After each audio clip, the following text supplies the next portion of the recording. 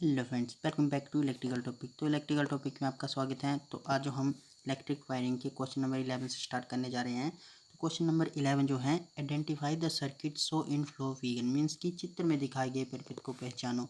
ये किस प्रकार का सर्किट है? इलेक्ट्रिक सर्किट है, तो किसका सर्किट है?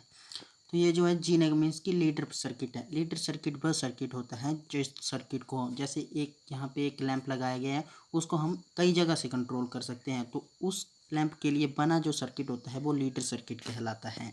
तो ऑप्शन नंबर सी इसका बिल्कुल राइट आंसर आ जाएगा। तो नेक्स्ट क्वेश्चन जो है, नेक्स्ट क्वेश्चन भी सिंपल सा क्वेश्चन है। द्विमार्ग स्विचिंग से तात्पर्य है, द्विमार्ग मीन्स की टू वे, जिसको मीन्स की जो ये स्विच वहाँ पे यूज़ होते हैं जहाँ पे किसी एक लैंप को अन्य मीन्स की दो जगह से कंट्रोल किया जाता है, वहाँ पे टू वे स्विच का उपयोग किया जाता है। तो टू वे स्विच से तात्पर्य है डैश के नियंत्रण के लिए विभिन्न विभिन्न दिशाओं में दो या अधिक स्विचों का उपलब्ध होना। तो मैं पहले बता चुका हूँ, एक लैंप को अलग अलग जगह से कंट्रोल करने के लिए टू वे स्विचिंग का यूज जो वो किया जाता है। तो ऑप्शन नंबर 20 का बिल्कुल राइट आंसर आ जाएगा, एक लैंप। तो नेक्स्ट क्वेश्चन जो है, इम्पोर्टेंट क्वेश्चन है। तो ये क्वेश्चन है, according to I S means की इंडियन स्टैंडर्ड, तो 30341966 the resistance of power wiring earthing should be, means की इंडियन स्टैंडर्ड रूल के अनुसार जो 303419 से 6 के अनुसार पावर वायरिंग का अर्थिंग का प्रतिरोध कितना होना चाहिए? तो इसका अर्थिंग का प्रतिरोध जो होना चाहिए वो होना चाहिए 1 ओम। तो ऑप्शन नंबर 20 का बिल्कुल राइट आंसर आ जाएगा। इंपॉर्टेंट क्वेश्चन है।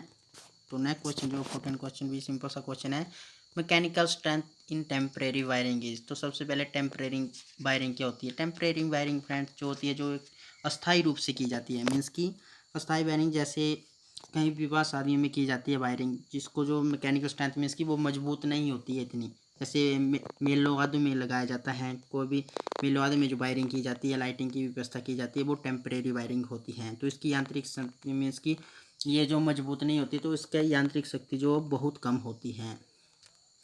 तो इसका राइट आंसर आएगा बहुत कम। तो नेक्स्ट क्वेश्चन भी सिंपल सा क्वेश्चन है, ब्रिटानिया जोड़ का उपयोग किया जाता है।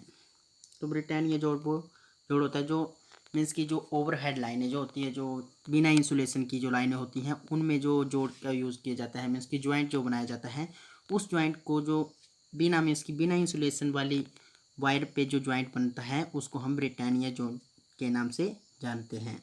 तो बिना इंसुलेशन वाली लाइनें जो होती हैं वो होती हैं सिरोपरी लाइन में, मीन्स की जो ऊपर जो वायरिंग मीन्स की सिंपल सी जो जैसे पावर स्टेशन से कहीं से भी जो बिजली आती है वो एल्यूमिनियम के कंडक्टर के थ्रू होती है, जिस पे ऊपर कोई भी इंसुलेशन नहीं चढ़ा होता है, वहाँ पे जो ज्वाइंट किया जाता है उसको हम ब्रिटानिया के नाम से जानते हैं। तो इसमें भी अलग अलग प्रकार आते हैं, जैसे Britannia straight joint, Britannia T joint extra.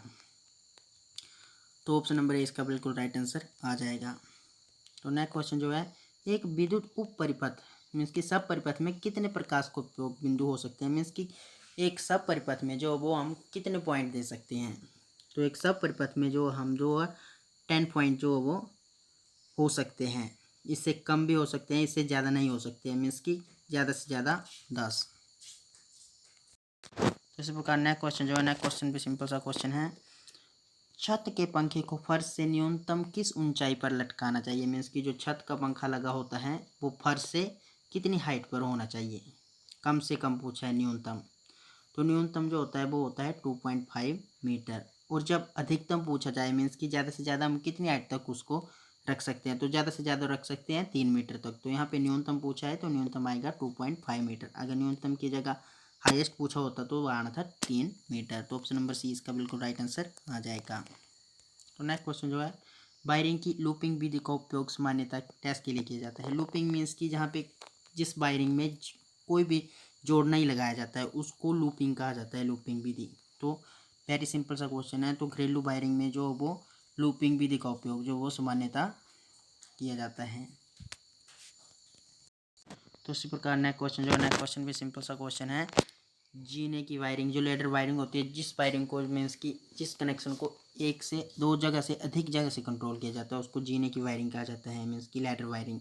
तो लैडर वायरिंग के प्रचालन के लिए डैश की आवश्यकता होती है, तो उसके लिए होती है टू वे स्विच की यूज जो वहाँ किया जाता है एक ही कनेक्शन को अधिक जगह से कंट्रोल करने पर। तो ऑप्शन नंबर 20 का बिल्कुल राइट आंसर आएगा।